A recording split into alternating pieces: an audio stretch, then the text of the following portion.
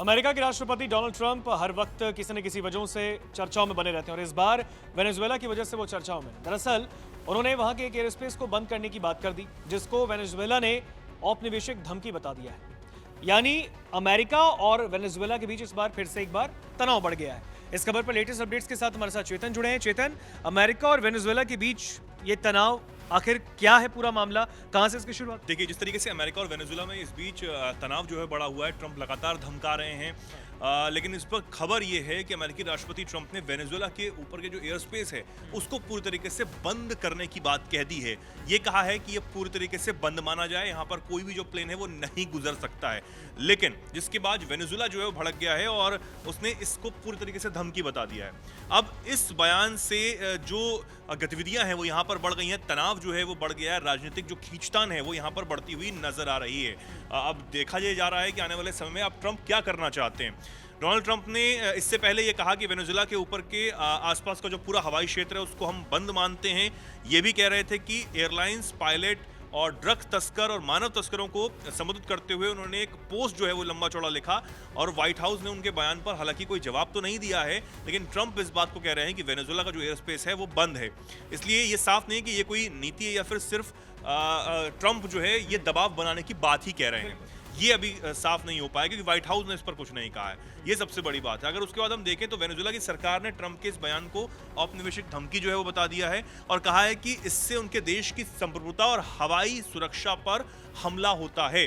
विदेश मंत्रालय ने इस बयान को एक तरफा और शत्रुतापूर्ण कदम जो है वो भी ट्रंप के मान लिया है। अब वेनेजुएला ने यह भी आरोप लगाया है कि अमेरिकी अधिकारियों ने वेनेजुएला प्रवासियों की डिपोर्टेशन फ्लाइट्स जो हैं वो भी रोक दी हैं। इस साल अब तक 13,000 से ज्यादा वेनेजुएला वासियों को वापस भी भेज दिया गया है और इस बीच अंतर्राष्ट्रीय एयरलाइंस ने वेनेजुएला के लिए उड़ानें जो हैं वो रद्द करनी भी शुरू कर दी, यानी कि वेनेजुएला अब कोई भी फ्लाइट नहीं जा रही क्योंकि ट्रंप ने इतने बड़ी बात जो है वो कह दी है। पूरी तरीके से बवाल जो है वो यहाँ पर मचा हुआ है।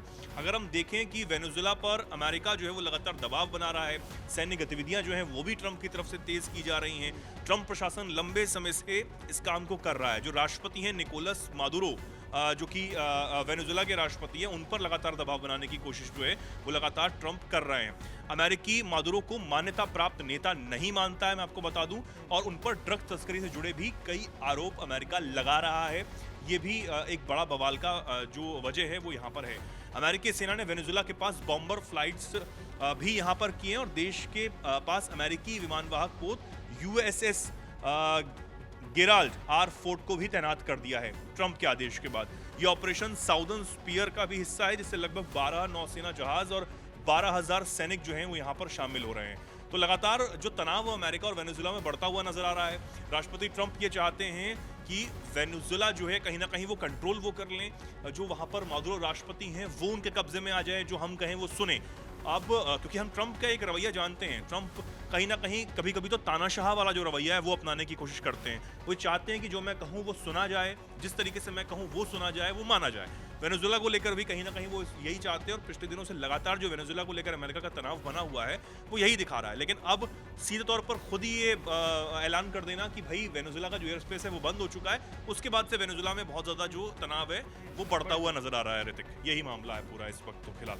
बिल्कुल, देखिए जिस तरीके से अभी वेनेजुएला और ट्रंप की जो लड़ाई है, जो यानी जो अमेरिका की लड़ाई है, इसमें ट्रंप ने जिस तरीके से वहां पर पूरी स्क्रिप्ट रची है, कहीं ना कहीं वेनेजुएला ने भी इसको औपनिवेशिक धमकी बताया और कहा कि भाई इससे वेनेजुएला झुकने वाला भी नहीं है। हालांकि अगर आपको बताएं, ट्रंप लगातार जिस तरीके से यूएस को पूरी दुनिया में मजबूत करने की फिराक में लगे हैं, इसमें कहीं ना कहीं वो उन देशों को भी यूएस जो है वो टारगेट कर रहा है जो कि आर्थिक रूप से भी कहीं ना कहीं कमजोर है यूएस के कंपैरिजन में। और ऐसे में अगर आप देखें तो वेनेजुएला को लेकर एक बार फिर से अपनी जो सख्ती दिखाई, इसको लेकर अब उन्होंने उसको धमकी भी बताया है।